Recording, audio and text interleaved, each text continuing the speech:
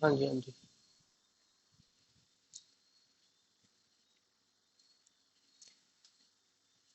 Good evening everyone.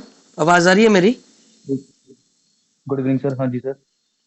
Clear है ना audio? कोई दिक्कत तो नहीं है? नहीं सर। ठीक है। So first of all sir ने बताया दिया होगा आपको, मेरा नाम विकास है और मैं आपका हिस्ट्री और ज्योग्राफी क्लास लिया करूंगा, ठीक है? सर ने बताया था आपको शायद। Okay sir. हाँ जी और सर। मेरी ब्रीफ इंट्रोडक्शन है कि मैं हूँ हमीरपुर डिस्ट्रिक्ट से और मैंने 2 टाइम्स एच एस प्री जो है वो क्लियर किया है। तो हम आपको क्या करेंगे अब, हिस्ट्री और शुरू करेंगे ज्योग्राफी।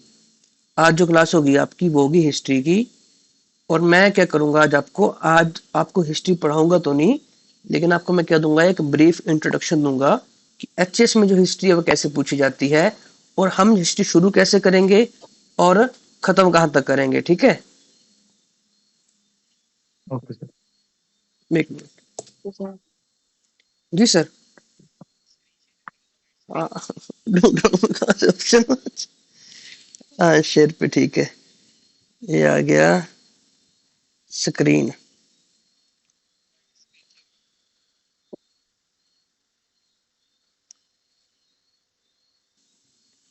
जो हमारा एचएस है उसमें जो हिस्ट्री पूछने का तरीका है वो थोड़ा अलग है बाकी एग्जाम से, अगर आपने ये नोटिस की होगी। हाँ जी सर।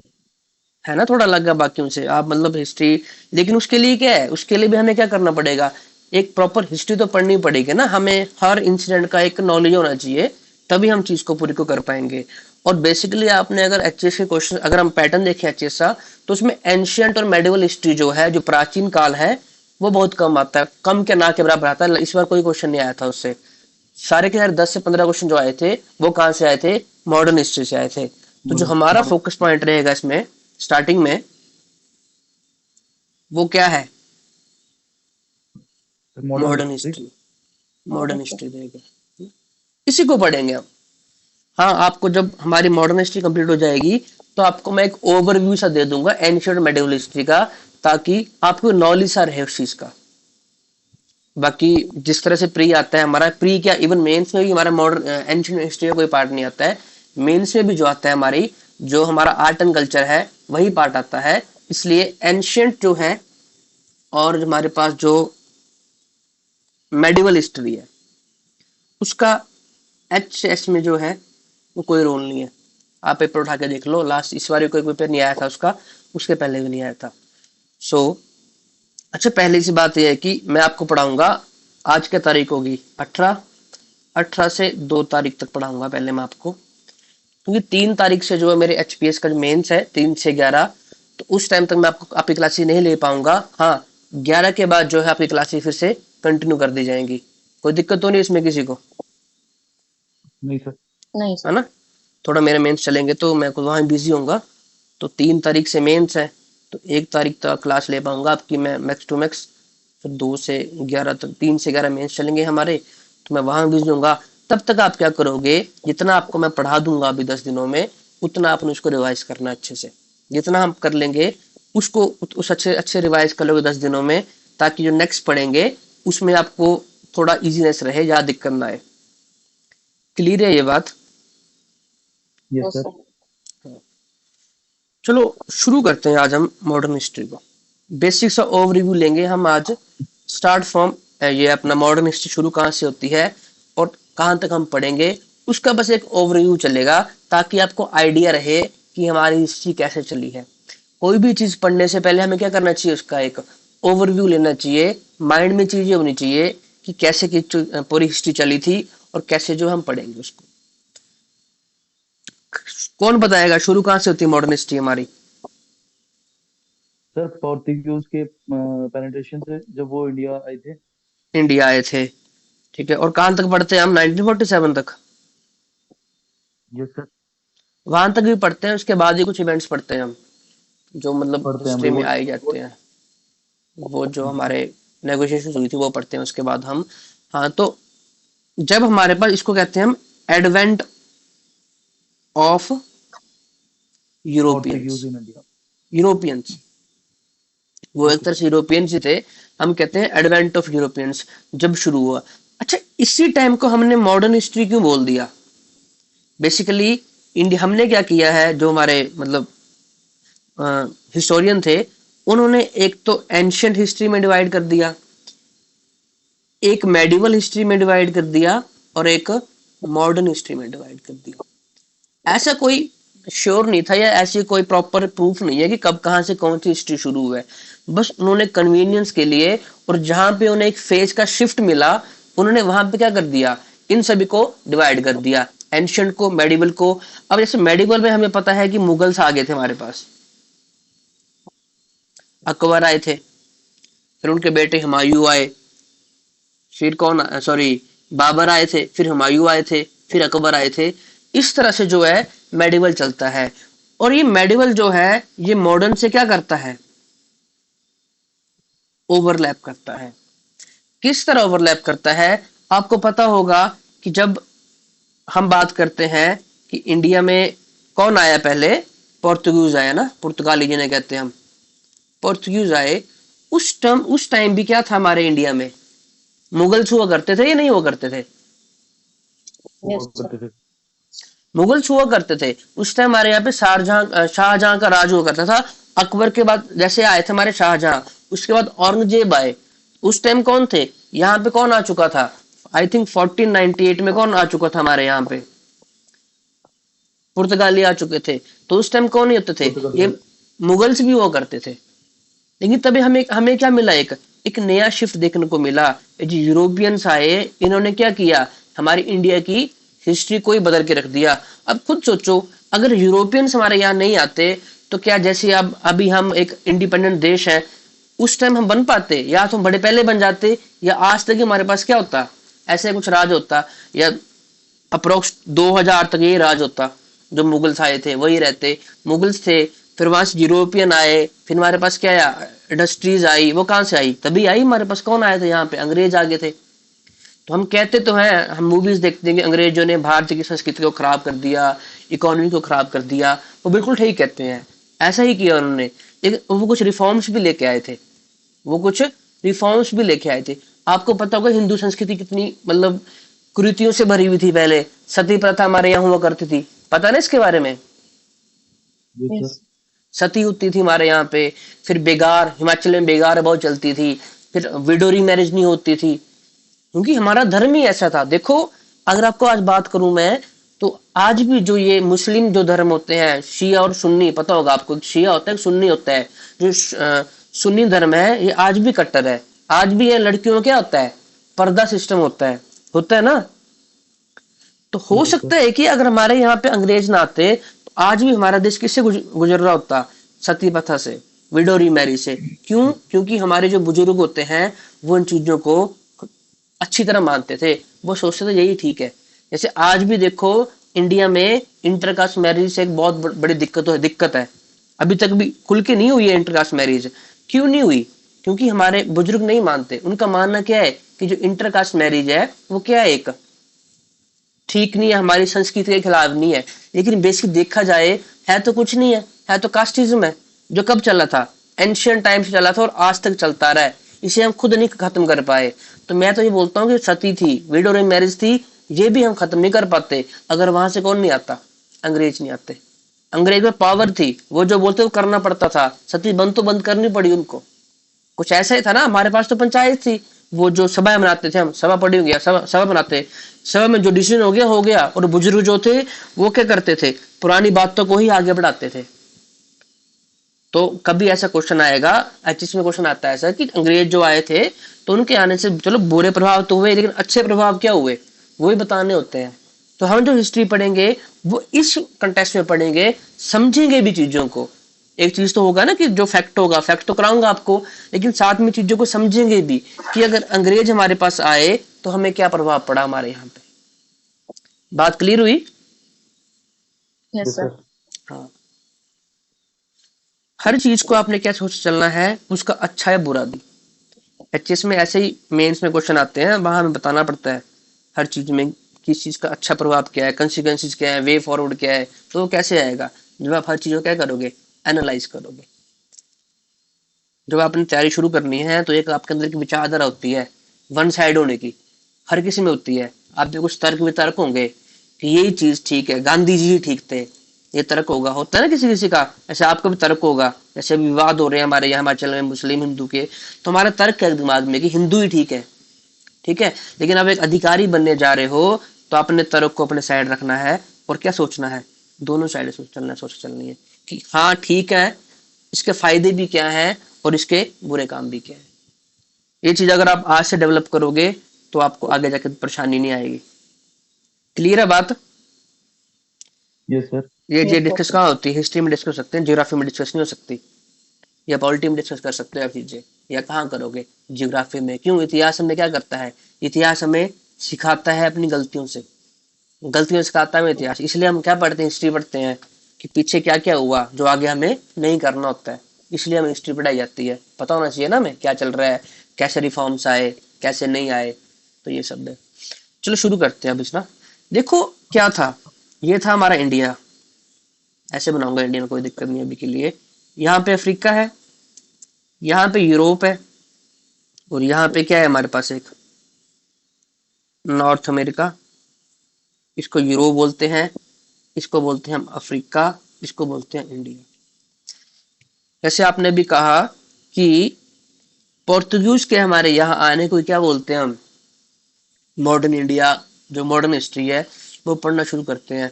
तो क्या पोर्तुगीज पहली बार, ये जो अंग्रेज होंगे पहली बार हम पढ़ते हैं कि पोर्तुगीज आए थे, तो क्या पहली बार पुर्तगाली आए थे इंडिया में, कोई और नहीं आया होगा? इसके बारे में क्या तर्क है आपका?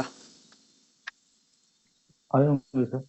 कैसे आए होंगे? तो हम क्यों बोलते हैं कि पहली बार पुर्तगाली आए या पोर्तुगीज ही आए?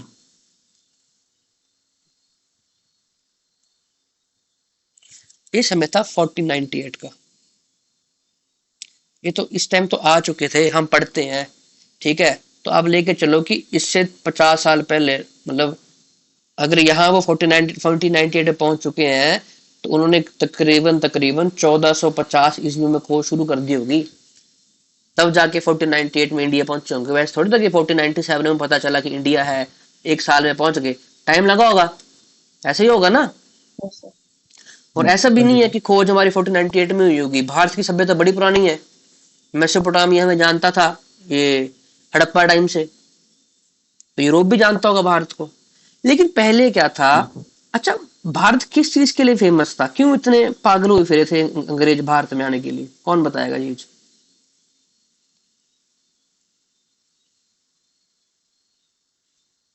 सर ट्रेडिंग के लिए, मतलब ट्रेडिंग? किस चीज की ट्रेडिंग? जैसे स्पाइसेस कि अपना वगैरह। हाँ, स्पाइसेस वगैरह। मेन जो जामुन चीज हो थी गए। वो स्पाइसेस थी हमारे पास। क्या थी? स्पाइसेस। स्पाइसेस। ऐसे। स्पाइसेस थी। एक कॉटन का कपड़ा भी हमारे यहाँ बहुत मिलता था, और भी कॉटन। कुछ था, लेकिन मेन चीज क्या थी? स्पाइसेस ही थी। क्यों इतना स्पाइसेस पे था? क्योंकि ये जो टाइम था, इस टाइम यूरोप में क्या आ चुका था? एक रिवोल्यूशन आ चुका था।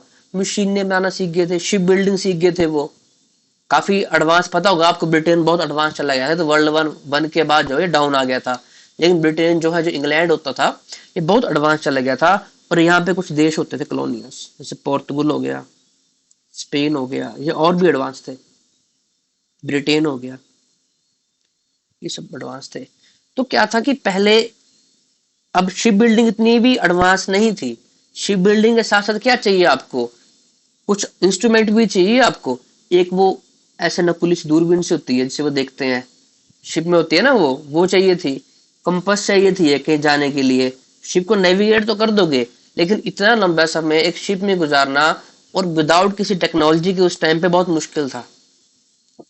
आपको पता है ना कि सुनामी आती है, फिर वो साइक्लोन्स आते हैं, शिप पे तो बहुत तूफान चलते हैं। तो उस टाइम की शिप बिल्डिंग को सरवाइव करना और इतना दूर पहुंचना, देखो इस रास्ते को पहुंचना इजी थोड़ी था उस टाइम पे। आपको क्या चाहिए? ऐसा बंदा भी चाहिए जिसको क्या हो, नॉलेज हो पूरे पाथ का, या समुद्र का नॉलेज हो, हर चीज की बिल्डिंग चाहिए। तो इससे पहले भी यहाँ पे क्या होता था, ये चीज पहुंचती थी, लेकिन कैसे पहुंचती थी? इस रास्ते से। यहाँ दो रास्ते दिखेंगे आपको, अगर आपने मैपिंग देखी होगी तो यहाँ दो रास्ते दिखेंगे।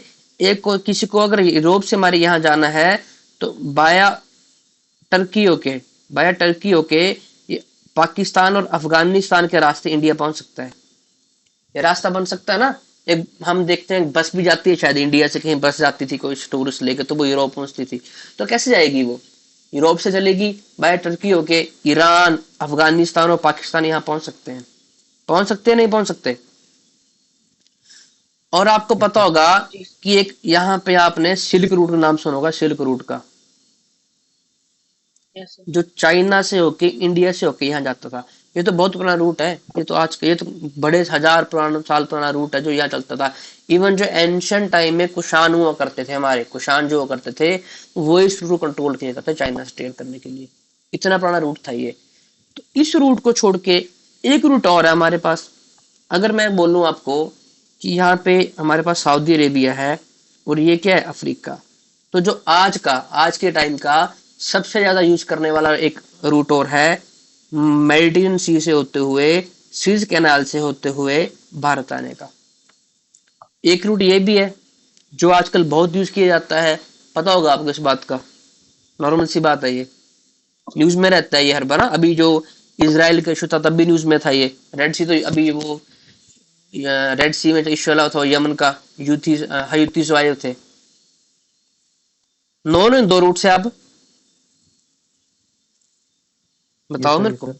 हाँ, तो Yes, इन sir. दोनों रूट को छोड़ के उसको क्या जरूरत पड़ेगी कि उसको यहाँ से आना पड़ा? जरूरत ये पड़ेगी कि यहाँ पे था एक ऑटोमन एम्पायर, इसका नाम क्या था, उसको अब क्या बोलते हैं हम, टर्की और ऑटोमन एम्पायर। इससे यूरोप के संबंध अच्छे नहीं थे। आपने देखना, जब आप वर्ल्ड वॉर 1 पढ़ोगे, मेंस के लिए है वो पढ़ोगे, तो वहां आप क्या देखोगे कि ऑटोमन एम्पायर की वर्ल्ड वॉर 1 में लड़ाई होती है। किसके साथ? ब्रिटेन के साथ। ये जर्मनी होता है इनके साथ। ठीक है, तो क्या चलता है पता है इससे, इनके रिलेशन अच्छे नहीं थे। तो जब यहां से जाएंगे तो क्या होगा, दिक्कतें आएंगी, ये जाने ना देंगे, टैक्स लेंगे बहुत ज्यादा। और दूसरा कारण ये था कि यहाँ पे कौन रहते थे, यहाँ पे क्या है, यहाँ पे हमारे पास है इराक, ईरान, अफगानीज, जिनको बोलते हैं अरब। और ये अरब के लोग थे, इनका भी यहाँ क्या था, बोला वाला था। ये यहाँ से क्या लेके आते थे, मसाले लेके आते थे। और ये सेंटर पॉइंट है। एक मिनट में थोड़ा इसको क्लियर कर लेता हूँ, ज्यादा हो गया ना कुछ। जहाँ समझ ना आए मेरे को पूछ लेना आप, ठीक है? Sir. यस समझ सर। आ रहा है ना मैं क्या बोल रहा हूँ, क्या समझा रहा हूँ? हाँ जी। हाँ जी सर। Yes, sir. ये चीज समझना जरूरी है। हिस्ट्री तो चलो पढ़ ही लेंगे, कोई दिक्कत नहीं है। ये मैंने इंडिया बनाया, ये अरब की कंट्रीज है, ये यूरोप है, और ये अफ्रीका है। तो यहाँ पे कौन थे, अरेबियन लोग। ये यहाँ से मसाले उठाते थे कम दामों में, और क्या सेंटर पॉइंट है, और कहाँ बेचेंगे, यूरोप में। मान लो इन्होंने मसाला लिया यहाँ पे 100 रुपया पर केजी के हिसाब से, और यूरोप में कैसे बेचेंगे ये, 400 रुपीज पर केजी में। तो इन्हें क्या हो रहा था, व्यापार में बहुत मुनाफा हो रहा था, और ये अंग्रेजों को यहाँ आने ही नहीं देते थे।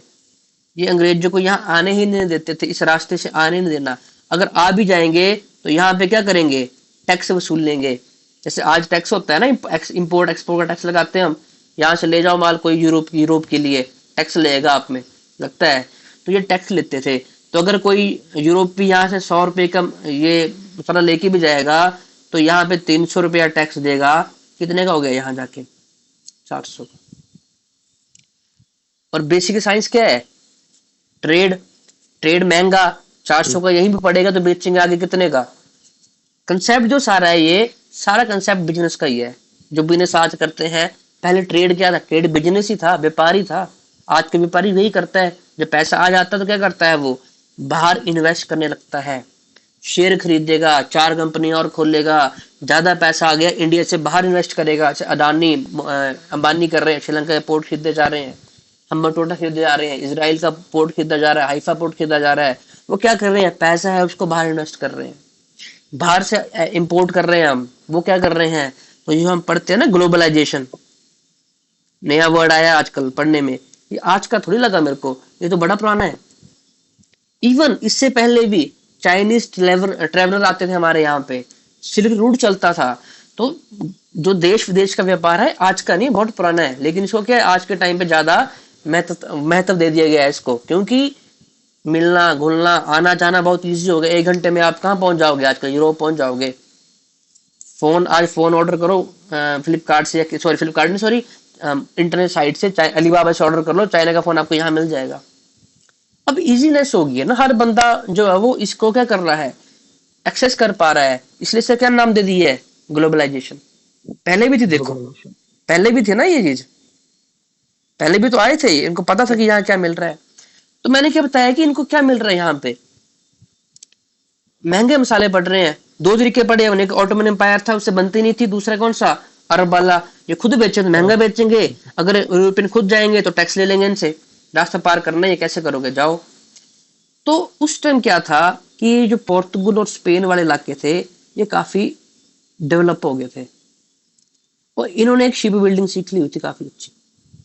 और उस टाइम पे कुछ कंपोनेंट जैसे कि वो कंपास, कंपास होती है, वो इसको क्या कहते हैं शायद कुछ कहते हैं इसको, जिससे वो मतलब एक वो बाइनोकुलर कहते हैं ना इनको, वही बोल लो आप, बाइनोकुलर जो होते हैं वो भी थोड़े आगे थे। तो इससे क्या हो गया कि उन्होंने क्या लगा, उनका जो ये रूट था ये ढूंढना इजी हो गया, और रूट उन्हें ये डायरेक्ट भी नहीं मिला।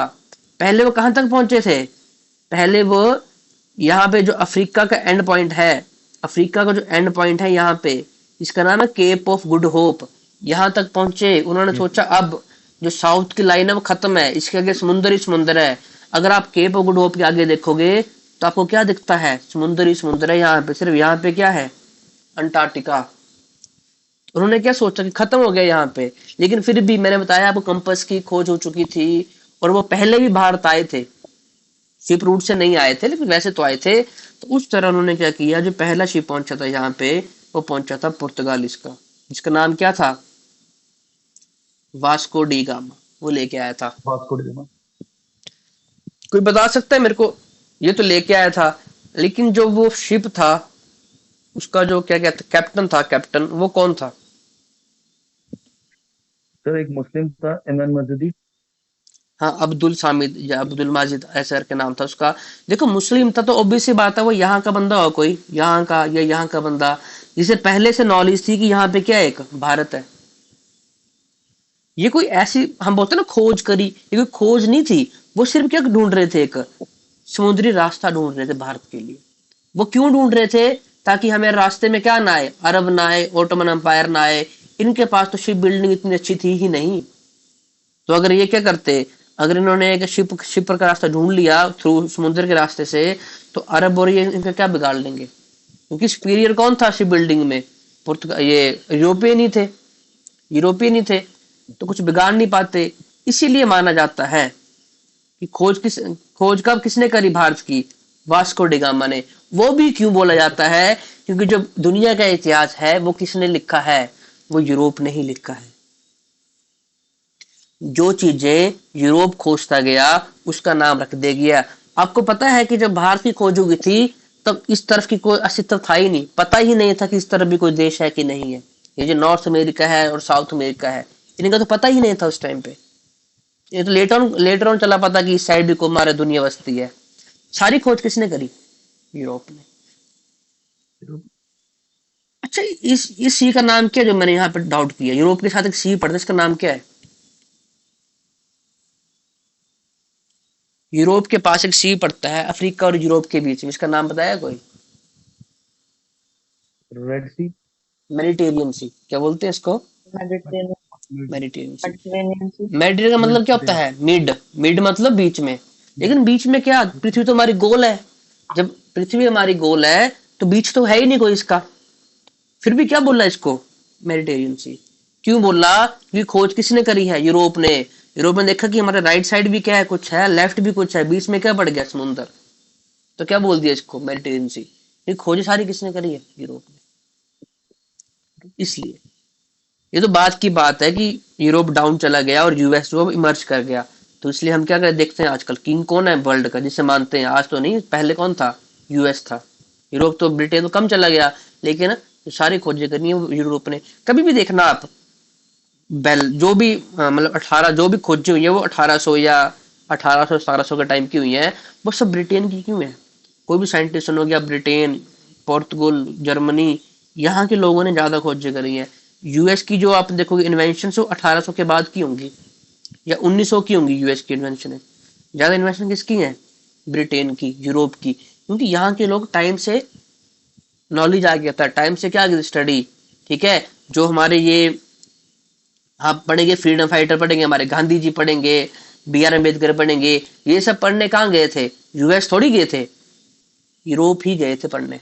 इंग्लैंड जाते, इंग्लैंड, इंग्लैंड से इन्होंने ये किया, क्यों? मैंने क्या बताया, इंग्लैंड उस टाइम पे अच्छा वहां चला हुआ था, ग्रो काफी ग्रोथ पे था वो उस टाइम पे। और ग्रोथ पे कैसे हुआ? इन्होंने भारत को गुलाम बनाया, अफ्रीका गुलाम बनाया, वहां से क्या किया, ट्रेड किया, लूटपाट की। पढ़ते हैं ना कितना सोना जो है भारत का ले गया, वो सारा कहाँ चला गया? यूरोप चला गया। इस तरह से यूरोप कैसे बन गया, एक समृद्ध राज्य बनता गया। समझा ये बात? Yes yes sir. सर। और ये बात तो पता ही है आपको, आए क्यों थे? ट्रेड करने के लिए आए थे, और कोई मंशा नहीं थी इनकी आने के लिए। ये तो नॉर्मल सी बात है, सबको पता है आज के टाइम पे। अच्छा चलो यहाँ आ गए ये, अब छोड़ तो अब बात करते हैं इंडिया की। इंडिया को ढंग से बनाते हैं, ज्यादा सोचना बन पाएगा मेरे से,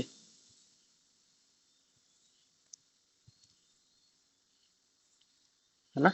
इंडिया में आ गए पुर्तगाली, कहाँ आए? यहाँ पे आए। यही आना था, क्यों आना था यहीं पे? क्योंकि ये रूट यहीं तक मिलना था। यहाँ भी क्या, यहाँ जैसे आए थे शायद, ये यहाँ जैसे आए थे। ठीक है, अब यहाँ पे जब आए तो जो यहाँ के मतलब राजा थे, उन्होंने बड़े से स्वागत किया इनका, अच्छा स्वागत किया। फिर यहाँ से जो यहाँ पे ये वास्को डी गामा था, यहाँ से मसाले लेके गया, स्पाइसेस यही होते हैं ना, केरला में बड़े मिलेंगे आपको स्पाइसेस, केरला में होते हैं, यहाँ से लेके गया। और अगर मान लो यहाँ से वो 80 रुपए पर केजी लेके गया, तो उसने वहां से कितने का बेचा? 300 रुपया की। जो 300 के अगर अब 250 में रखोगे, 250 बेचा, तो कहाँ उनको 400 रुपए के मसाले मिलते थे, और कहाँ कितने के लगे मिलने अब? 250 रुपए के। रेट भी सस्ता, और 80 रुपए की चीज कितने की बेची उसने वहां जाके? 250 रुपए की। इसका मतलब क्या हुआ, उसको मुनाफा ही बहुत हो गया। तो इससे क्या दिमाग घूमा उनका कि यार इस टूर में, इस ट्रेड में तो फायदा ही बहुत है, क्या फायदा ही बहुत है ना। तो इसी तरह से इसको देखते हुए अब एक पुर्तगाल आए, इसको देखते हुए धीरे धीरे कौन आने लगा? ब्रिटिश भी आए, फिर फ्रांसीसी भी आएंगे। कौन आया? पोर्तुगल, फिर ब्रिटिश, फिर डच भी आएंगे, फ्रांसीसी भी आएंगे, एक और आया था, और कौन आया? डेनिश, है ना, डेनिश भी आए थे। ये सब बारे आएंगे ट्रेड करने के लिए। पर वही था कि जब यहाँ ट्रेड करेंगे, जैसे यहाँ पे होता है ना कि 4-5 कंपनी आ जाए, तो उनमें आपस में क्या होता है? कंपटीशन होता है।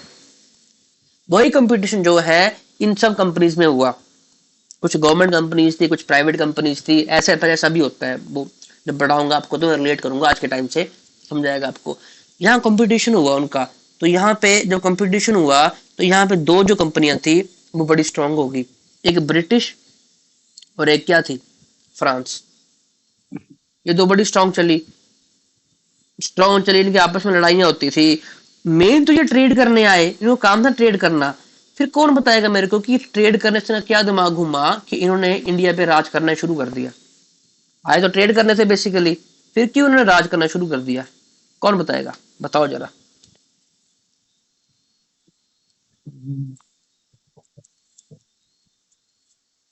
देखो, जब आप यहाँ से यहाँ आओगे, इतने दूर से यहाँ अपना काम करने आ रहे हो, तो पहले आप क्या लोगे? राजा से परमिशन लोगे कि जनाब हाथ जोड़े आपके पास, मेरे को क्या चाहिए? एक छोटी जगह चाहिए, कितनी सी? बस 100-200 मरले की, जहां मैं छोटी सी फैक्ट्री बना सकूं। उस फैक्ट्री में कुछ नहीं करूंगा जनाब, यहाँ से मेरे को ट्रेड करना है अपने यहाँ पे। इतनी सी बात बोल रहे हैं इसने, किसको? राजा को। और वहां पे उस टाइम राजा कौन था? यहाँ पे मुगल ही थे। मुगलों के पास पूरा देश हुआ करता था इतना, साउथ छोड़ के। ये पूरा किसके अंडर था? उस टाइम मुगलों के अंडर था। तो किसके पास गए ये? मान लो मुगलों के पास गए, जनाब जी मेरे को जगह चाहिए, छोटी सी। क्यों चाहिए जी? मेरे को गोडाउन खोलना है, अपना गोडाउन क्यों खोलना है? मैं आपसे यहाँ से माल खरीदूंगा, फिर उस गोडाउन में रखूंगा, और गोडाउन से क्या करूंगा? शिप के जरिए इंग्लैंड भेजूंगा। ये बंदा बोल रहा है जी मेरा क्या फायदा? हर चीज बंदे को क्या चाहिए? चाहिए फायदा। तो किंग बोल रहा है मेरा क्या फायदा? तो जी ये बंदा बोल रहा है, अंग्रेज बोल रहे हैं, जनाब आपको क्या मिलेगा? एक तो आपका माल बिक रहा है, मैं अपना यहाँ पे क्या बनाऊंगा? एक ऐसे एक फैक्ट्री बना लूंगा, जिसे क्या बोलते थे अंग्रेज? फोर्ट। फोर्ट किले नहीं होते थे इनके, ये सिर्फ गोडाउन होते हैं इनके। बड़ी बड़ी कंपनी होती है जहां अपना सामान रखते थे, उनका बोलते हैं फोर्ट। ये क्या बोलते थे? फोर्ट। सुना ना आपने फोर्ट विलियम? अगर मैं तभी पूछा, आपने हिस्ट्री थोड़ी बहुत पढ़ी होगी तो यहाँ किले होते थे इनके, वो किले नहीं होते थे, वो क्या होते थे, इनकी फैक्ट्रीज होती थी या गोडाउन होते थे जहां पे सामान रखते थे। ठीक है। बोला जनाब मैं फैक्ट्री खोलूंगा, यहाँ से सामान भेजना यूरोप मेरे को। ठीक है। बोला बदले में, इसने बोला किंग ने, ठीक है भाई बदले में को तूने क्या देना है इसका, किराया, रेंट दे दे। इसे बोलते हैं नजराना। क्या बोलते हैं, नजराना, टैक्स। और क्या बोलते हैं, टैक्स। टैक्स से क्या चलती है, आज भी सरकार चलती है। उस टाइम भी क्या चलती थी, सरकार, टैक्स से। और ये क्या करते थे, भारी टैक्स लेते थे। जब इन्हें पता चला कि 80 रुपए की चीज क्या है, कितने की बेच रहे हैं, जाके ये 250 की बेच रहे हैं वहां पे, तो ये भी क्या करने लगे, अपना अच्छा खासा टैक्स वसूलने लगे। इतनी बात क्लियर हुई। Yes sir. Yes sir. तो चला पता कि दोनों का फायदा है। फायदा किसका, अंग्रेजों का फायदा है, और जो यहाँ पे राजा है उसका फायदा है। दूसरी बात ये थी कि जो अंग्रेजों के पास ऐशो आराम की चीजें थी, जो अंग्रेजों के पास ऐशो आराम की चीजें थी, वो किसको दी जाती थी, इन राजाओं को दी जाती थी। राजाओं को।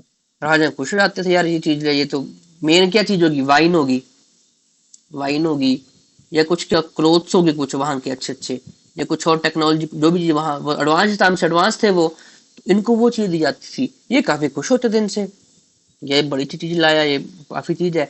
तो क्या हो गया, इनसे अच्छी दोस्ती होगी, इनकी दोस्ती होगी। वैसे कौन आए, फ्रांसीसी भी आए।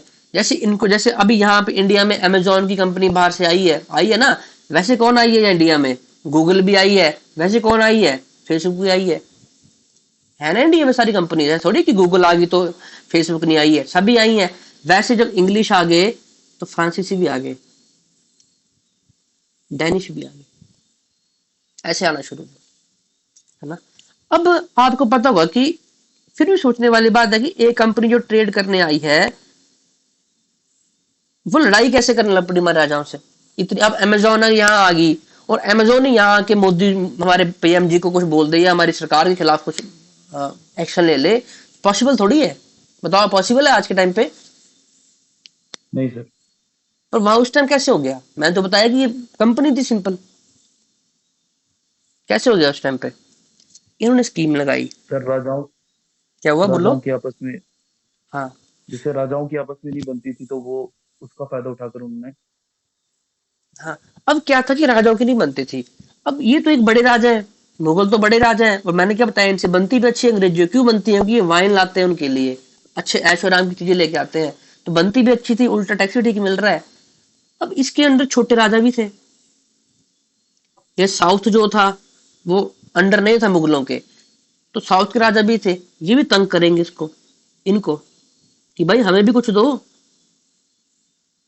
अब कहीं दूसरा बंदा आएगा, तंग तो करेंगे, दूसरे तंग कर रहे हैं, इसलिए ये अंग्रेज कहाँ जाते हैं इसके पास, कि जनाब मेरे को जो है वो बड़ा तंग कर रहे हैं बंदे, मेरे को एक रिक्वेस्ट आपसे, कि जी मेरे को अपने किले के आसपास कुछ बंदे लेके आने हैं, मेरे सिपाही, प्राइवेट सिपाही, जो क्या करेंगे, सिर्फ मेरे किले की देख रेख करेंगे, ताकि कोई मेरे किले को एज ए सिक्योरिटी गार्ड, जैसे हमारे सिक्योरिटी गार्ड होते हैं ना यहाँ पे, तो जी मेरे को मेरे किले के बाहर बंदे लेके आने सिक्योरिटी गार्ड, जो मेरे किले को गार्ड करेंगे बस, और कोई काम नहीं है उनका।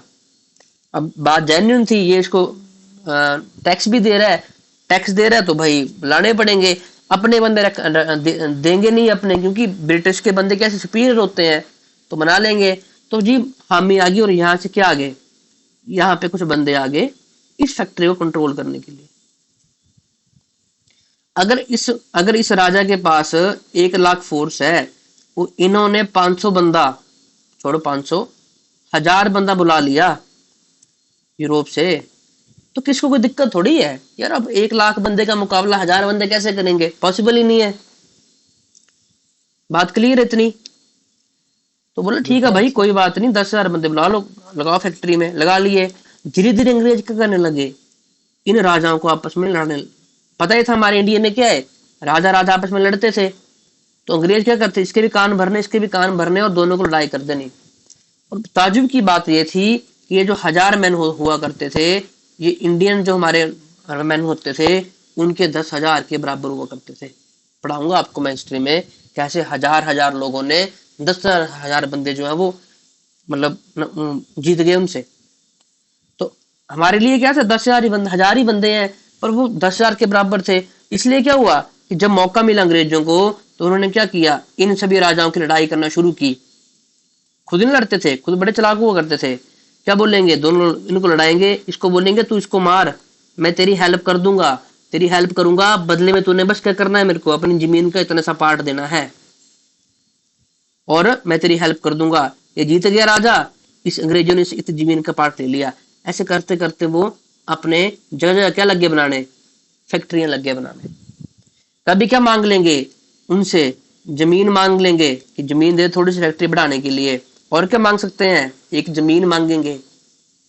और क्या मांगेंगे, टैक्स फ्री कर दो जी हमें, मैंने तो ट्रेड ही करना है, टैक्स फ्री कर दो, मैं आपके यहाँ से ट्रेड करूंगा, टैक्स फ्री कर दो जी, टैक्स फ्री हो गया।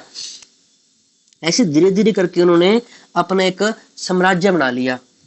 इसके बाद डिमांडें बड़ी होगी इनकी कि जी अब तो आप आर्मी भी नहीं रखोगे, आर्मी भी कौन लेके आएंगे, अंग्रेज लेके आएंगे, पढ़ेंगे हम। फिर आप क्या करोगे, अपने दरबार में एक अंग्रेज रखोगे अपने पास, ये डिमांड लपड़िया ने। फिर क्या डिमांड आ गई कि राजा को बोला भाई तो अपनी आर्मी ही बंद कर दे, तेरी आर्मी से अच्छी मेरी आर्मी है, मेरे को पैसा दे, मैं तेरे को अपनी आर्मी सप्लाई करता हूँ। तो धीरे धीरे करके उन्होंने एज अ ट्रेडर ही बन के क्या किया, थोड़ी जमीन मांगी कंपनी बनाने के लिए, थोड़ी जमीन मांगी कंपनी बनाने के लिए, लेकिन बाद में क्या किया, उस पे कंट्रोल कर दिया। अब देखो बात कहाँ पे है, बात है टैक्स फ्री होने की।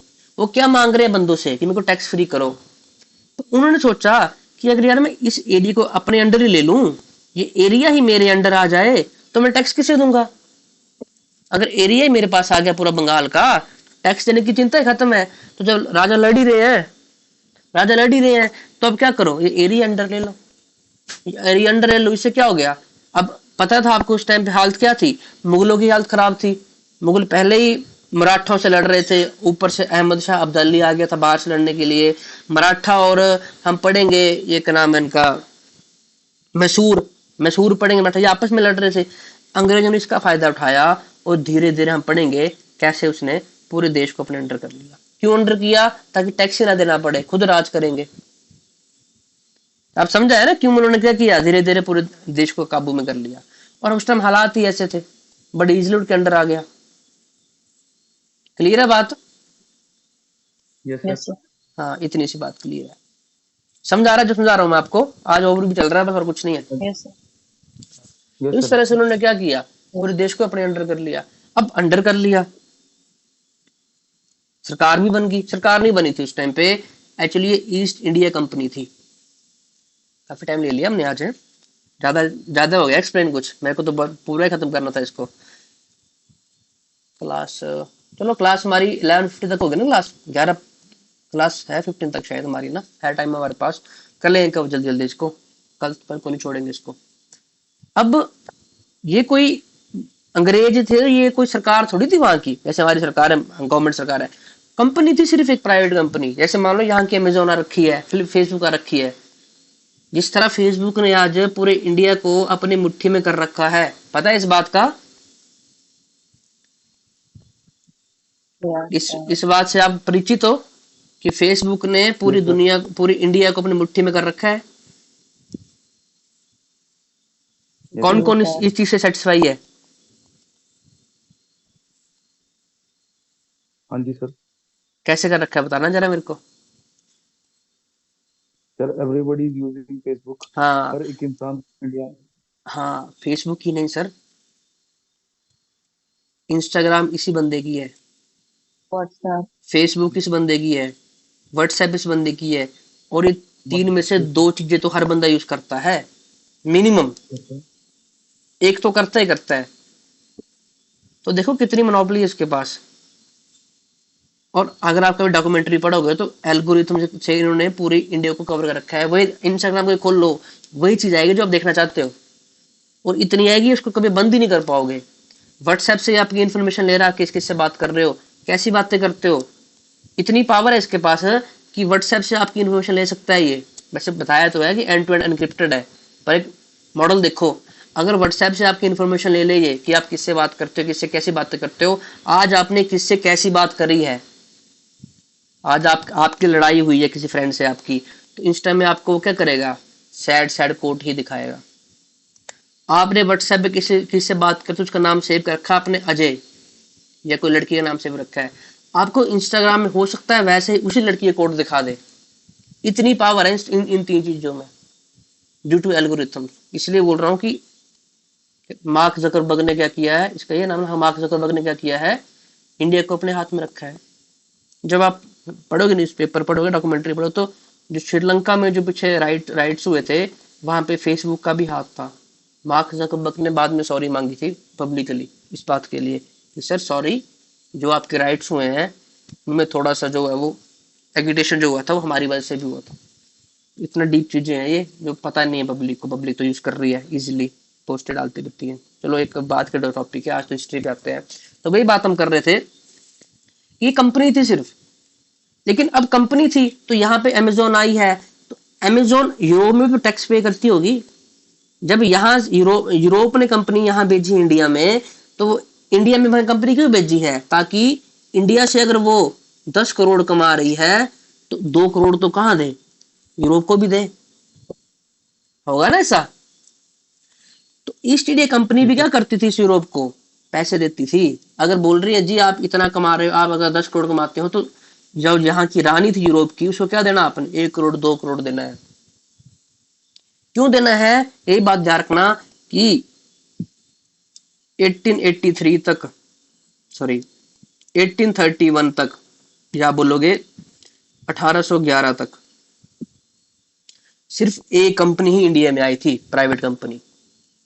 मान लो कि बाकी कोई कंपनी ना आए, सिर्फ अमेजोन ही इंडिया में आए, बाकी कोई कंपनी नहीं है, सोचो कितना कमाएगी वो। अभी तो बड़ी कंपनी है ना बाहर से आई हुई, वैसे एक ही कंपनी आई थी, किसी और को परमिशन नहीं दी थी।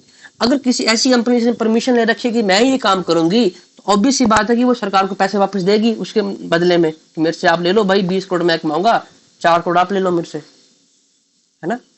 तो वैसे ही ईस्ट इंडिया कंपनी ने क्या किया, इंडिया में क्या किया, अपना शुरू किया शासन करना। क्या लेके आए ये, गवर्नर जनरल लेके आए, जो क्या करते थे, इस भारत को चलाते थे। आप चलाओगे, आप क्या देखोगे, पुलिस रिफॉर्म्स देखोगे, आप सब करोगे, ठीक है। लेकिन क्या हुआ, बेसिकली ये क्या थे, एक ऑफिसर थे, जैसे आज हमारे अफसर होते हैं वैसे अफसर थे सारे ये।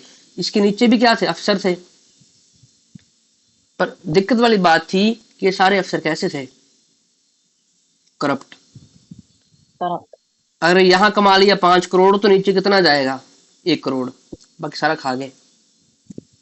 अगर कमाया 1 करोड़, तो यहाँ क्या देंगे, फिर कुछ नहीं देंगे। यही दिक्कत हुई। तो ये ईस्ट इंडिया कंपनी क्या थी, इतना करप्शन हो गया यहाँ पे कि यहाँ पे पैसे नहीं दे पा रही थी। और भी कोई दिक्कतें थी बड़ी, जब पढ़ेंगे हम, यहाँ पैसे नहीं पहुंचा पा रही थी। तो इसलिए ब्रिटेन की सरकार ने पहले तो क्या किया, बोला कि इसको बंद करो, कंपनी सॉरी बंद नहीं करो, इसको रेगुलेट करो, रेगुलेट करो। पहले तो आजाद थी अमेजोन यहाँ पे, जो मर्जी काम कर, अपनी मर्जी से कर। लेकिन बाद में क्या बोला जी, इसको रेगुलेट करो। अब कंपनी के जो बंदे होंगे वो किसके होंगे, वो हमारे होंगे। हम जैसा बोलेंगे वैसा करेंगे। क्यों करेंगे, अगर हम ऐसा करेंगे तो क्या होगा, अगर मैं बंदा भेजूंगा तो करप्शन कम होगा ना, करप्शन कम होगा। तो फिर क्या हुआ, चार्टर आए, उन्होंने वो रूल्स बनाया करते थे ब्रिटेन बैठ के, और यहाँ रूल्स बेचते थे। उस इशारे पे ईस्ट इंडिया कंपनी काम किया करती थी। पहले खुद थी, फिर धीरे धीरे ऐसा हुआ। फिर जब 1857 का रिवोल्ट होता है, सुना इसके बारे में, ये सर yes, sir, हाँ। तो जिनको चला पता वहां के बंदों को, यार ये क्या रिवोल्ट हो गया, इनकी तो हालत ही खराब है वहां पे, इंडियन रिवोल्ट कर रहे हैं, इतना तगड़ा रिवोल्ट हो गया कि सब हिल गए वहां पे, काफी अंग्रेज की मृत्यु हुई। यहाँ पे इतने बस गए थे कि यहाँ पे फैमिली आ गई थी इनकी। ये मानो अफसर है, अफसर की बीवी भर, पूरा फैसिलिटी मिलती है इनको यहाँ पे, शाही काम होता था पूरा, यहाँ पे फैमिली आ गई थी। इन फैमिलियों का भी जो है, हमारे जो जहाँ पे रिवोल्ट हुआ, तो काफी जानने के, महिलाओं की, बच्चों की, किसको नहीं बख्शा गया। इतना रिवोल्ट हुआ 57 में। इसके बाद क्या किया अंग्रेजों ने, बोला भाई तू हट जा, तुम्हारा काम ही नहीं है ये। भारत को क्या करेंगे, हम डायरेक्ट किसके अंदर ले आएंगे, ब्रिटेन के अंदर ले आएंगे, और ब्रिटेन के अंदर डायरेक्ट ले आएंगे। अब भारत डायरेक्ट किसके अंडर हो जाएगा, ब्रिटेन सरकार के अंडर हो जाएगा। और इस टाइम क्या हुआ, फिर ये भारत की क्या बन गई, कॉलोनी बन गई। अब आया डायरेक्ट किसके अंडर आया अभी, ये ब्रिटेन सरकार के अंडर। चला पता कब आया, 1857 में आया। हाँ, 1857 अब बेसिकली कॉलोनी तो थी, पर इनका मतलब ये थोड़ी था कि अब हमारा शोषण करेंगे। इनका मतलब था कि हमारे अंडर है, अब सरकार हम चलाएंगे। जो रिफॉर्म्स लाने हम लाएंगे, नौकरियां निकालनी हम निकालेंगे, बेस्ट चीजें वही थी। नौकरियां निकालनी हम निकालेंगे, रोजगार हम करेंगे, डेवलपमेंट हम करेंगे। क्यों करनी है बेस्ट थोड़ा काम? अब इस देश से अगर फायदा लेना है तो क्या करना पड़ेगा? डेवलपमेंट भी करनी पड़ेगी। मान लो यहाँ पे कोई रिसोर्स मिला, यहाँ क्या मिला इनको? सोना। यहाँ क्या मिला? डायमंड। यहाँ क्या मिला? यूरेनियम। एग्जाम्पल दे रहा हूँ नॉर्मल सा, ठीक है। अब यहाँ से माल तो ब्रिटेन पहुंचाना है, कैसे पहुंचाएंगे? या यहाँ पे क्या खोला है इन्होंने? एक PWD महकमा डिपार्टमेंट। यहाँ पे क्या खोला है? एक फाइनेंस का डिपार्टमेंट। यहाँ बंदे भी रखने हैं। अब ब्रिटेन से कोई काम करने यहाँ अफसर तो आ जाएगा, ब्रिटेन से काम करने यहाँ पे एक DC तो आ जाएगा, लेकिन एक क्लर्क बंदा थोड़ी जाएगा ब्रिटेन से यहाँ काम करने के लिए, छोटे काम के लिए, कम सैलरी पे। एक DC को तो अपॉर्चुनिटी मिल रही है, उसको प्रमोशन मिलेगी बाद में अगर वो दूसरे देश काम करेगा जाके। अगर एक यहाँ एक नॉर्मल सी बात है कि आप अगर जा रहे हो US काम करने के लिए तो आप अच्छी पोस्ट पे जाओगे ना, एज अ वर्कर तो रेयर जाओगे। अभी अगर आप बंदे एजुकेटेड हो तो वही बात है, क्लर्क थोड़ी है। क्लर्क कहाँ से लेना पड़ेगा उनको? इंडिया से ही लेना पड़ेगा, और सस्ता भी पड़ेगा। अगर ब्रिटेन से यहाँ क्लर्क आता तो उसे क्या देना पड़ता है? दूसरे कंट्री जाने पे डबल सैलरी पे करनी पड़ेगी, है ना, सब कुछ पे डबल करना पड़ रहा था। और इंडियन बंदे को हायर करेंगे तो भाई ले तो 10 रुपए काम कर ले। इसलिए क्या लाए वो? एजुकेशन लेके आए, थोड़ा सा पढ़ा दो इनको काम करने क्लर्क का। दूसरी बात, यहाँ पे समान है, पहले तो शिपें थी, पर यहाँ पे अब अगर नदी नहीं है तो शिप कैसे चलेगी? तो क्या करना पड़ा इनको, इन सभी को? ट्रेन बनानी पड़ी, रेलवे बनानी पड़ी, जिससे क्या हो सका? ये इन सभी से सामान कहाँ जाएगा? इस पोर्ट पे जाएगा, इस पोर्ट से कहाँ जाएगा? यहाँ चला जाएगा। समझा ये बात? क्यों हो रही डेवलपमेंट, क्यों बनाने पड़े डिपार्टमेंट, बनाने पड़े इनको? अब अगर सिर्फ ये शोषण ही करते हमारा, तब इन्होंने देख तो लिया था 1857 में कि नंबर ठीक लगाते हैं इंडिया वाले भी जब आते हैं गुस्से पे। और तो इन्होंने क्या किया फिर? थोड़ी क्या शुरू कर दी? डेवलपमेंट, रोड बनना शुरू हो गए। हालांकि कुछ रोड इन्होंने अपने स्वार्थ के लिए बनाए, रेलवे अपने स्वार्थ के लिए बनाई, एजुकेशन उन्होंने अपने स्वार्थ के लिए खोली, लेकिन कुछ फायदा उसके इंडियंस को भी हुआ ना। अब यहाँ पे नुकसान क्या हुआ एजुकेशन देने का? देखो मैंने दो बातें देखनी है मैंने। फायदा मैंने बता दिया आपको, इनको नुकसान क्या हुआ एजुकेशन देने का? नुकसान इनको ये हुआ कि हमारे लोग क्या हो गए? एजुकेटेड हो गए, एजुकेटेड हो गए। आप क्या पढ़ते हो? राजा राम मोहन जी के राय, राजा राम मोहन जी के राय के पढ़ोगे, सब पढ़ोगे। इनको चला पता कि कास्ट फीस हमारे इंडिया में बहुत ज्यादा है, उसके बारे में रिफॉर्म्स आए। इनके दिमाग में क्या चला पता कि भाई ये अंग्रेज तो क्या कर रहे हैं, हमें मूर्ख बना रहे हैं। थोड़ा सा पढ़ा के क्या कर रहे हैं? फिर एक हमारे पास आएंगे दादा भाई नौरोजी, वो क्या लाएंगे? ड्रेन पॉलिसी लेके आएंगे। वो बताएंगे कि ये मजाक बना रहे हैं, हमारा सारा पैसा हमारा कहाँ लेके जा रहे हैं? इंग्लैंड लेके जा रहे हैं। हमें थोड़ा सा पैसा देके सारा पैसा कहाँ लेके जा रहे हैं? अगर इस डिपार्टमेंट में कोई काम कर रहा है, क्लर्क काम कर रहा है, तो सारा काम किसके लिए हो रहा है? ये इंग्लैंड के लिए हो रहा है। बोल तो रहे हैं। तो ये अवेयरनेस लगी हमारे में आने, अवेयरनेस लगी आने में। अब अवेयरनेस आई तो हम देखेंगे कि जब कांग्रेस का पता है ना आपको, इंडिया से कांग्रेस बनी थी, INC बनी थी,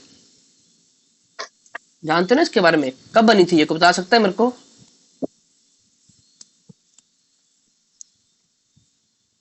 1885 में ना।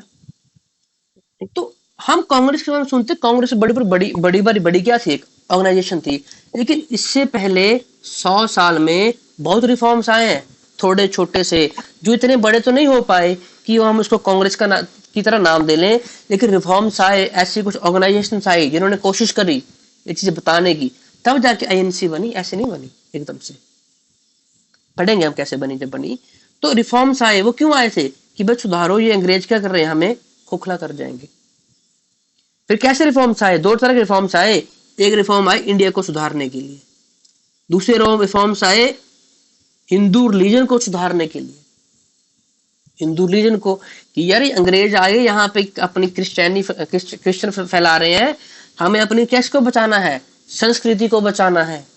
वो रिफॉर्म्स पढ़ेंगे हम। हिंदू के लिए आए, मुस्लिम्स के लिए आए, पारसियों के लिए आए। उन रिफॉर्म्स के बाद क्या बनी फिर एक? फिर उन सभी ने सोचा यार हम छोटे छोटे क्या बना रहे हैं, ये क्या बना रहे हैं ऑर्गेनाइजेशन, इससे बात नहीं बढ़ रही। 10 बंदे 15 बंदे जुड़ रहे हैं, इससे क्या बात बने? अंग्रेज दबा देंगे, यहाँ सप्रेस कर देंगे हमें। तो इन्होंने बोला यार बड़ी बनाते हैं, जिसमें क्या करेंगे हम पूरे इंडिया को जोड़ेंगे और वो किस रूप में आई, इंडियन नेशनल कांग्रेस के बारे में।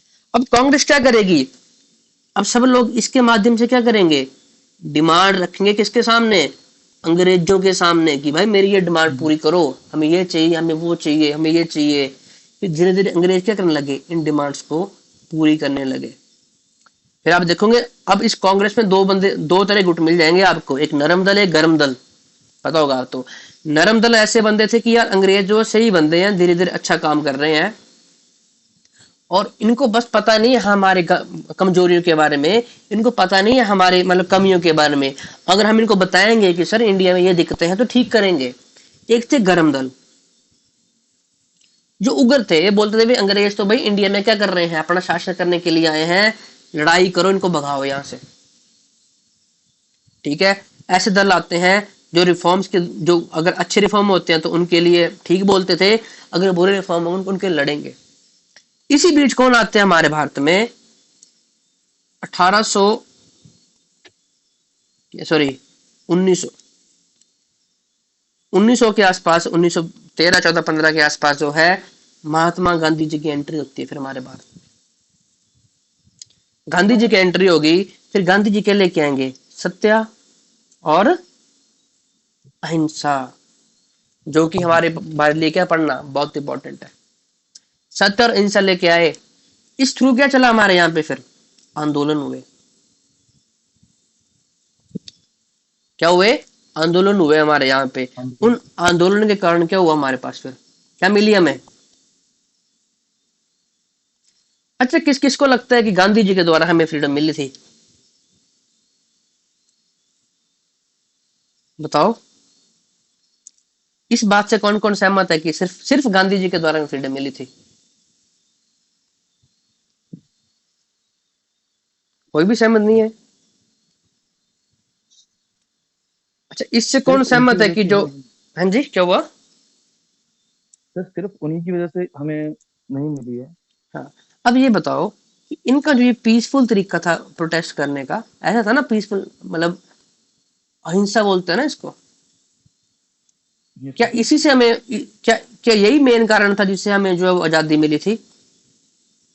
नहीं सर। नहीं देखो, सर, अहिंसा तो उन्होंने 1920 में शुरू कर दी थी, 1920 में, 1932 में भी करी है इन्होंने, फिर बस इन टाइम में ज्यादा करी है इन्होंने। आजादी कब जाके मिली है, और 1942 में हमें क्या मिल गया था यहाँ पे, क्विट इंडिया मूवमेंट, भारत छोड़ो आंदोलन। और 42 में काफी ये एक वायलेंस भरा था, ये शांत नहीं था। इवन इसको शुरू गांधी जी ने किया था, और आप पढ़ोगे इस टाइम जो दंगे हुए, जो लड़ाइयां हुई, उसे गांधी जी ने रोका नहीं था। ज्यादा जो अहिंसा का मार्ग था वो यही था। इस टाइम पढ़ोगे आप काफी ज्यादा कि लोगों ने मार खाई, पीटा नहीं किसी को। इस टाइम के बाद तो भाई कोई सुन नहीं रहा था किसी को। 42 के बाद 47 तक तो जो भारत में हालत हुई है ना, वो मतलब इतनी हो चुकी थी कि काफी कुछ हुआ था। तभी तो हमारा 47 में क्या चला था पता, आजादी क्यों मिली थी हमें, क्योंकि पाकिस्तान और इंडिया में क्या हो चुका था, दंगे शुरू हो गए थे। एक हम पढ़ेंगे डायरेक्ट एक्शन डे, वो शुरू हो गया था। उस कारण क्या था, पाकिस्तान में हिंदू मुस्लिम बहुत दंगे शुरू हो गए थे। ये इंग्लैंड वाले जो डर चुके थे कि भाई यहाँ तो दिक्कत संभालना मुश्किल हो गई है, कर दो आजाद। और दूसरा ऑप्शन, ये दूसरी दिक्कत ये थी कि वर्ल्ड वॉर 2 भी कब की बात है, ये 19 इसी के आसपास हमारा वर्ल्ड वॉर 2 हुआ था, आजादी से पहले 45 तक शायद, ऐसा ही है ना।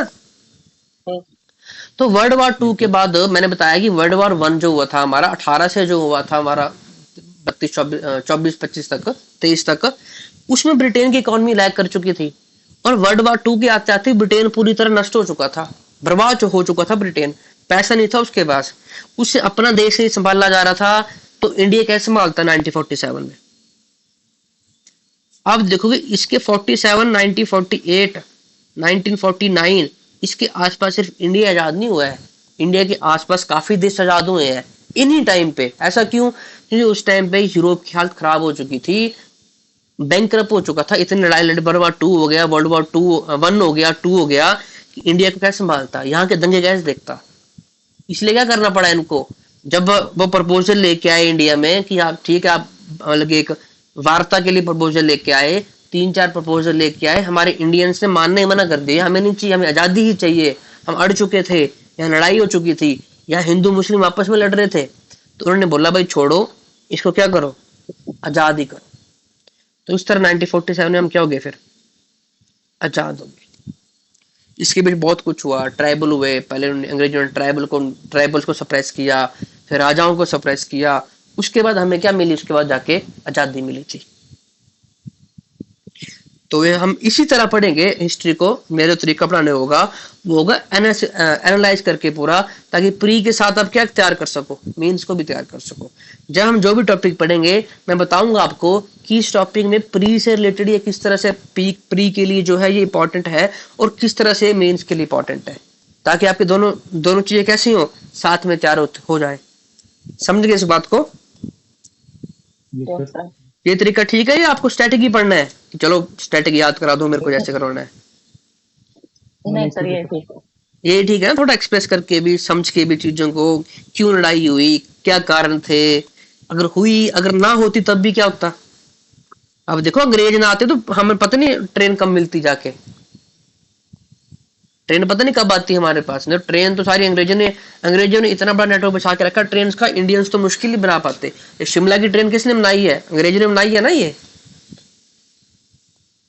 पता ना आपको इस बात का, शिमला की ट्रेन किसने बनाई है? Yes sir.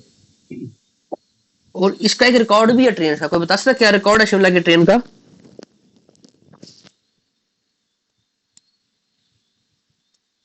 कुछ रिकॉर्ड है इसका, किसको पता है? नहीं। नहीं देखो सर। दो चीजें हैं इसमें, ये तो देखोगे आपकी उस टाइम, देखो हिमाचल तो आज रोड्स बना रहा है, आज ये क्या सुरंगें निकाल रहा है, उस टाइम अराउंड 132 के आसपास सुरंगें जो है उस टाइम बना दी गई थी शिमला के लिए। चलो छोड़ो, ये भी कोई बड़ी बात नहीं है। जो रिकॉर्ड है वो ये है, शुरू कहां से होती है ये? कालका। तो कालका शिमला ट्रेन आपने देखो ना, अक्सर ट्रेनें क्या चलती हैं जहां पे क्या कैसा इलाका हो, बिल्कुल मतलब उतराई चढ़ाई नहीं होनी चाहिए, बिल्कुल प्लेन होना चाहिए ना, स्लोप्स नहीं होनी चाहिए, होगी तो माइनर सी होनी चाहिए। फिर भी कालका और शिमला में काफी स्लोप है, कुछ इस तरह से ट्रैक बना है ये, बिल्कुल। अब देखो कालका की हाइट का है, शिमला की हाइट का है, तो उस हाइट पे उस एलिवेशन को लेके जाना धीरे धीरे करके, ये चैलेंजिंग टास्क था। तो ये जो हमारा ये बना हुआ है ट्रैक, ये एक एलिवेटेड ट्रैक है, कभी सर्च करना, शायद इसका रिकॉर्ड भी है कहीं पे, पता नहीं गिनीज में, पता नहीं कहाँ पे है, शायद बताऊंगा आपको देख के। तो ये एलिवेटेड बनाई हुई है, और एलिवेशन पे ट्रेन बनाना एक टास्क क्या है, चैलेंजिंग टास्क है। प्लेन में ट्रेन होती सीधी, मतलब प्लेन लाके बन जाती है, और एलिवेशन भी कम मतलब थोड़ा नहीं, काफी एलिवेशन बनाई है ट्रेन ने, ये कालका से शिमला पहुंचाना हाइट पे। तो ये एक बहुत चीज है, ये किस कौन कर गया, अंग्रेज कर गए। अगर वो ना करते तो शायद हिमाचल कर पाता, मुश्किल था ना, इंडिया कहाँ कर पाता उस चीज को। टेक्नोलॉजी हमारे पास अब आ रही है, जब हम बाहर से मशीनें इंपोर्ट कर रहे हैं, तो कितना कुछ तो अंग्रेज ही कर गए हमारे लिए, तभी तो हमारी इकोनॉमी स्टेबल हो पाई इतनी जल्दी। देखो हमारे जो ये थे फ्रीडम फाइटर्स थे, ये क्या करते थे, लोगों को एक साथ करने के लिए मूव करते थे। मुंबई से कहाँ जाएंगे, वेस्ट बंगाल, मुंबई से वेस्ट बंगाल कितना दूर है, अगर ट्रेन ना होती तो पहुंच बैठे थे ये, तब नहीं पहुंचते। ट्रेन के फायदे से तो उन्होंने आंदोलन चलाया सारा, ट्रेनों में सफर कर करके आंदोलन किया इन्होंने, तो कुछ फायदा भी हो ना इनको इस चीज का। तो ये थोड़ी इंट्रोडक्शन थी, आई होप कि आपको लेक्चर अच्छा लगा हो और समझ आई हो इंट्रोडक्शन, जो मैं समझना चाहता था कि कैसे हमारी हिस्ट्री चली कैसे ना चली, वो आपको समझ आया हो। Yes sir. कल से हम जो शुरू करेंगे वो हिस्ट्री करेंगे प्रॉपर शुरू, किस तरह से हमारे पास जो यूरोपियंस आए और कैसे उन्होंने जो है वो आगे का जो भी कार्यक्रम वो शुरू किया। क्लियर है बात? Yes sir. Yes sir. करें फिर क्लास ऑफ आज की? Okay sir. ठीक है, थैंक यू।